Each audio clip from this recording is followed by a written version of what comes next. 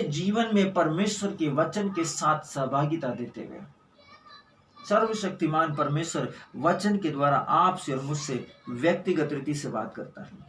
पूरे दिल से परमेश्वर के वचन पर विश्वास करते हुए हम परमेश्वर के वचन की सेविकाई में आगे बढ़े।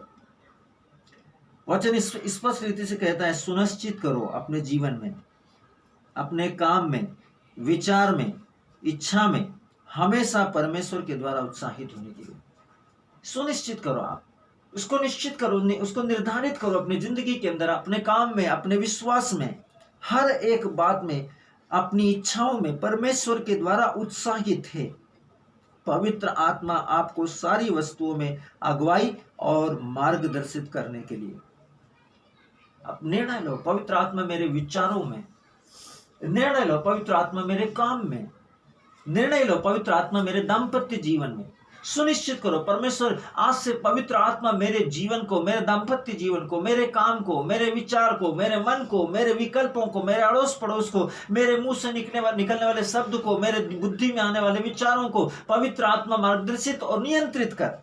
बोले परमेश्वर, पवित्र आत्मा मेरी अगुवाई कर। इतना ये कोई भारी बात नहीं है। अपनी आत्मा में, परमेश्वर में विश्वास में आकर, हाथ उठाकर, घुटनों पर आकर यह स्तुति करते हुए परमेश्वर से इतना कहना है कि प्रभु मुझे सब बातों में मार्गदर्शित और अगुवाई कर। ये कोई कठिन बात नहीं है, इसके लिए कोई पापड़ बेलने की जरूरत नहीं है। परमेश्वर कहता है विश्वास के द्वारा आप परमेश्वर के सामने घुटनों पर आकर प्रार्थना करेंगे, प्रभु मेरी अगुवाई कर। पवित्र आत्मा में सुनिश्चित करता हूं, मैं निश्चय करता हूं, विश्वास करता हूं, संकल्प लेता हूं कि मैं पवित्र आत्मा के अनुशासन में रहकर, पवित्र आत्मा के मार्गदर्शन में रहकर काम करूंगा। पवित्र शास्त्र आपको कहता है उस पर अपना स्नेह लगाओ, पवित्र आत्मा के ऊपर अपना हृदय लगाओ, स्नेह लगाओ, उसके प्रति श्रद्धालु बनो, उसके प्रति आदर योग्य बनो, उसके प्रति अपने आप को तैयार करो ताकि वो आप पर विश्वास करे। पवित्र आत्मा आपके ऊपर विश्वास करे, अपने आप को तैयार करो। कुलोसियों के नाम संत पौलुस का पत्र अध्याय 3 वचन 2 कहता है कि पृथ्वी पर की नहीं परंतु स्वर्गीय वस्तुओं पर ध्यान दो। पृथ्वी पर की नहीं परंतु स्वर्गीय वस्तुओं पर। स्वर्गीय वस्तु क्या है? पवित्र आत्मा, परमेश्वर का वचन। बाइबल कहती है स्वर्ग से उतरी हुई जीवन की रोटी मैं हूं। परमेश्वर का वचन। पवित्र गाब्रिएल आकर मरियम के पास में आकर कहा, प्रणाम मरिया, प्रभु की कृपा पात्री, प्रभु आपके साथ है, धन्य हैं आप नारियों में और धन्य है आपके गर्भ का फल। और जैसे ही मरियम ने इस बात को स्वीकार किया, ग्रहण किया, वो क्या हुआ? वो वचन शरीर बन गया, स्वर्ग की वस्तु। इसलिए बाइबल हमको सिखाती है वो पवित्र वस्तु जो तेरे गर्भ में है वो पवित्र आत्मा से है। और पवित्र आत्मा को अवसर दे अपनी जिंदगी के अंदर, अपनी परिस्थितियों के अंदर। स्वर्गीय वस्तु पवित्र आत्मा को मौका दे। परमेश्वर के अनंत वचन पर अपना दिमाग लगाओ और पवित्र आत्मा को अपने जीवन में शिक्षक बनाओ, अपना टीचर बनाओ। पवित्र आत्मा को अपनी जिंदगी पर काम करने के लिए, मार्गदर्शन करने के लिए, अगुवाई करने के लिए, पथ प्रदर्शन करने के लिए पवित्र आत्मा के हाथ में अपना सब कुछ सौंप दो। उसको अपना शिक्षक बनाओ, उसको अपना टीचर बनाओ। बाइबल कहती है क्योंकि शारीरिक व्यक्ति शरीर की बातों पर मन लगाते हैं। यदि हम संसार के होंगे तो शरीर के बारे में, संसार के बारे में सोचेंगे, और यदि हम आत्मिक होंगे तो आत्मा के बारे में और स्वर्ग के बारे में सोचेंगे।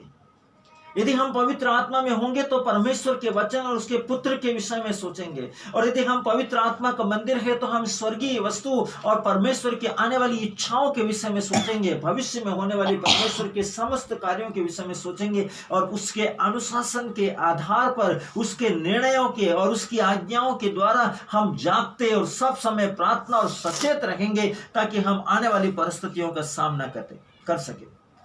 बाइबल कहती है आत्मिक आत्मा की बातों पर मन लगाते हैं, शरीर पर मन लगाना तो मृत्यु है। जो आत्मिक है वो क्या करते हैं? आत्मा की बातों पर मन लगाते हैं। और जो शरीर और संसार की बातों पर मन लगाते हैं, लगाना क्या है? परमेश्वर का दृष्टि में मृत्यु है। बहुत से लोग आए और नष्ट हो गए। लेकिन बाइबल हमको सिखाती है आज भी पेतरुस, पौलुस, प्रेरित, परमेश्वर के अभिषेक, विश्वासी, कलीसिया, इसीलिए पवित्र शास्त्र में लिखा जो मसीह में सो गए हैं वे पहले जी उठेंगे। क्यों? क्योंकि वो आत्मिक थे, वो मसीह में थे, वो विश्वास में थे, वो वचन में थे, इसलिए वो जी उठेंगे। क्यों? क्योंकि आत्मा उनकी हड्डियों में विद्यमान है, परमेश्वर का सामर्थ्य उनके अंदर विद्यमान है। और इसी यही कारण है कि यजिकेल आत्मा में भविष्यवाणी करता है सूखी हड्डियों के दृष्टांत में। यजिकेल का ग्रंथ अध्याय 37 में परमेश्वर का वचन में आप देख सकते हैं, वहां पर लिखा है, जब उसने कहा परमेश्वर की आत्मा में जब वो खड़ा हुआ तो उसने देखा एक सूखी हड्डियों का समूह, और परमेश्वर के आत्मा ने उससे कहा कि मानव पुत्र भविष्यवाणी कर कि इनमें मांस चढ़ जाए, इसमें नस आ जाए और उसमें जीवन आ जाए और उसमें प्राण आ जाए और वो एक जीवित प्राणी और एक जीवित सेना के रूप में तब्दील हो गए। यही कारण है कि परमेश्वर का वचन कहता है कि आत्मिक व्यक्ति आत्मा की बातों के विषय में सोचता है और सांसारिक मनुष्य संसार और उसकी वस्तुओं के विषय में सोचता है। और संसार पर मन लगाना और आत्मा और सांसारिकता पर मन लगाना तो मृत्यु है। पवित्र बाइबल हमको इस बात के विषय में सिखाती है, परंतु आत्मा पर मन लगाना जीवन और शांति है। Hallelujah, hallelujah, hallelujah, hallelujah, hallelujah, hallelujah. यदि आप आत्मा में मन लगाते हैं तो आप अनंत जीवन और अनंत शांति में हैं। कोई वस्तु आपको विचलित नहीं कर सकती। कोई दुख, कोई निराशा, कोई बवंडर, कोई श्राप, कोई पाप, कोई अधर्म, कोई अनैतिकता, कोई शत्रु, कोई अंधकार, कोई डर, कोई भय, किसी भी प्रकार का चिंता या फिक्र आपको तंग नहीं कर सकती। पवित्र शास्त्र में बाइबल हमको स्पष्ट रीति से कहती है मेरे प्रियो, इस बात को हम देखें, सोच सकते हैं, हम इस बात पर विचार कर सकते हैं। पवित्र शास्त्र में चिंता मत करो कि क्या खाओगे, क्या पियोगे, क्या पहनोगे। ये सब क्या है? ये चिंताएं हैं। और जब हम चिंता करते हैं तो हम क्या कर रहे हैं? हम पाप कर रहे हैं, क्योंकि परमेश्वर का वचन कहता है चिंता मत करो, और हम क्या कर रहे हैं? चिंता कर रहे हैं, परमेश्वर की आज्ञा का उल्लंघन। परमेश्वर का वचन कहता है चिंता मत करो, क्या खाएंगे, क्या पिएंगे, क्या पहनेंगे। इन सब बातों की चिंता में किसका मन लगा रहता है? अविश्वासियों का मन। और परमेश्वर का वचन कहता है तुम्हारा पिता जानता है तुमको इन चीजों की जरूरत है। इसलिए पवित्र शास्त्र कहता है जब आप आत्मा में हैं, आप आत्मा पर मन लगाते हैं, आप जीवन और शांति परमेश्वर की ओर से ग्रहण करते हैं। Hallelujah, hallelujah, hallelujah, hallelujah, hallelujah. Hallelujah. हम अपने जीवन में घोषणा कर सकते हैं, अपने मन में, अपनी आत्मा में, विश्वास के द्वारा, प्यारे पिता मैं आपकी सामर्थ्य के द्वारा मैं सचेत रूप से वचन की आत्मिक वस्तुओं पर अपना दिमाग लगाने का अभ्यास करता हूँ। उन वस्तुओं पर जो सच है, उचित है, शुद्ध है, सुहावनी है, अच्छी है, सद्गुण और स्तुति के योग्य है। मैं आत्मिक दिमाग का हूँ, मेरे पास कोई सांसारिक दिमाग नहीं है।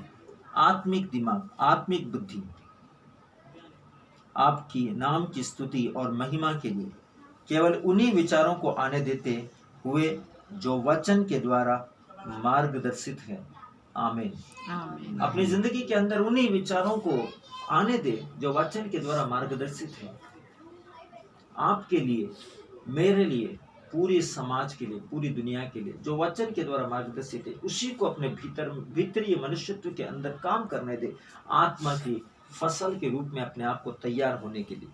हम विश्वास में परमेश्वर की सामर्थ्य के द्वारा, वचन के द्वारा परमेश्वर की महान उपस्थिति को देख सकते हैं। आज विश्व के अंदर परमेश्वर सर्वशक्तिमान का वचन हमें स्पष्ट रीति से सिखाता है मेरे प्रियो। पवित्र आत्मा में जब हम देखेंगे परमेश्वर के वचन को, परमेश्वर के वचन के अनुसार, जब हम परमेश्वर के वचन के अनुशासन में रहकर बात करते हैं, तब परमेश्वर का वचन आपको और मुझको सिखाता है एक विशेष बात के विषय में।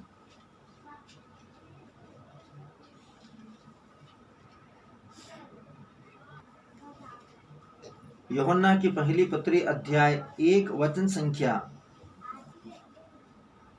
7 से लेकर वचन संख्या 13 तक हम परमेश्वर का वचन को देखें। वचन स्पष्ट कहता है, हे प्रियो, मैं तुम्हें कोई नई आज्ञा नहीं लिखता, पर वही पुरानी आज्ञा जो आरंभ से तुम्हें मिली है।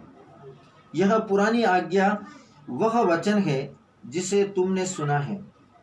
फिर भी मैं तुम्हें नई आज्ञा लिखता हूँ, और यह उसमें और तुम में सच्ची ठहरती है, क्योंकि अंधकार मिटता जाता है और सत्य की ज्योति अब चमकने लगी है। जो कोई यह कहता है मैं ज्योति में हूँ और अपने भाई से बैर रखता है, वह अब तक अंधकार में है।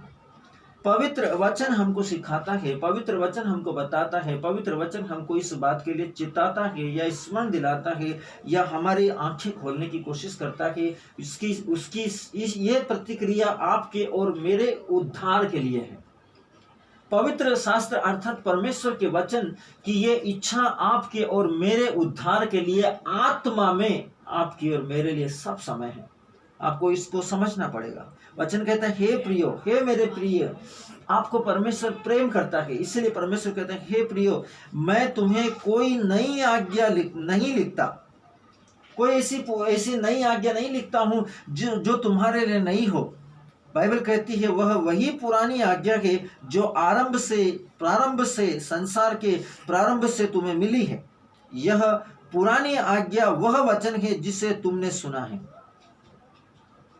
यह पुरानी आज्ञा वो वचन है जिसे तुमने सुना है।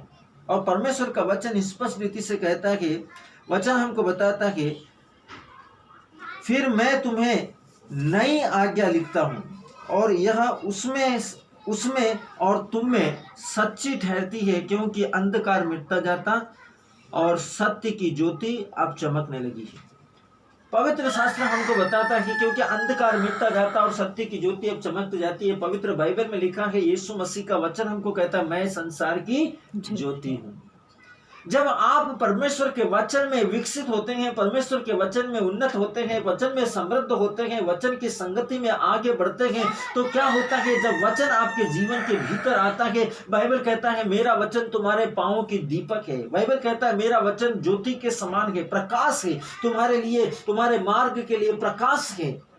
और जब आप प्रकाश में आगे बढ़ते जाते हैं, ज्योति में आगे बढ़ते जाते हैं, तो क्या होती है, ज्योति जो है, अंधकार जो है वो मिटता जाता है, अंधकार जो है वो मिटता जाता है। और जो चीजें आपको धुंधली सी दिखाई दे रही थी पहले, अब वो स्पष्ट होते चले जा रही है। इसका मतलब कि आप सत्य की ज्योति में, आप सत्य की ज्योति से आपके सामने चीजें चमकने लगी और आप उसको पहचानने लगे हैं। परमेश्वर आपके आत्मिक आंखों को खोलकर आपको यही बताता है कि वस्तुएं तुम्हारे सामने चमकने लगी और तुम उनको पहचानने लगे हो। जो कोई यह कहता है कि मैं ज्योति में हूं और अपने भाई से बैर रखता है, वह अब तक अंधकार में है। यदि आप सुसमाचार सुनते हैं, यदि आप सुसमाचार को पढ़ते हैं, यदि आप सुसमाचार में विश्वास करते हैं और उसके बावजूद भी आपका मन घृणित है, आपके मन में घृणा है, आपके हृदय में घृणा है, आपकी आत्मा में घृणा है, आपके मन में लालच है, आपके हृदय में विद्वेष है, आपके हृदय में बुरे विचार है, बुरे विकल्प है, तो इसका मतलब यह है कि आप उन परिस्थितियों के विरोध में परमेश्वर के साथ में हैं। परमेश्वर, आप अपने जीवन में परमेश्वर के वचन के विरोध में खड़े हैं, परमेश्वर के सामने, ठीक वैसे ही जैसे परमेश्वर का वचन कहता है भेड़ के रूप में भेड़िया भेष बदलकर, हमने केवल अपने आप को उसका खाल पहन लिया है, लेकिन वास्तविकता में हम उस पुराने ही स्वभाव के अंदर जी रहे हैं, जो ईर्ष्या का था, जो घृणा का था, जो नफरत का था। इसका मतलब हमारा उद्धार नहीं हुआ। वचन के द्वारा हमारा अंधकार, हमारे जीवन का अंधकार नहीं छटा, जिसके विषय में हमको प्रारंभ से कहा गया है। परमेश्वर सर्वशक्तिमान का वचन कहता है वह अब तक अंधकार में ही है। जो कोई अपने भाई से प्रेम करता है वह ज्योति में रहता है और ठोकर नहीं खा सकता।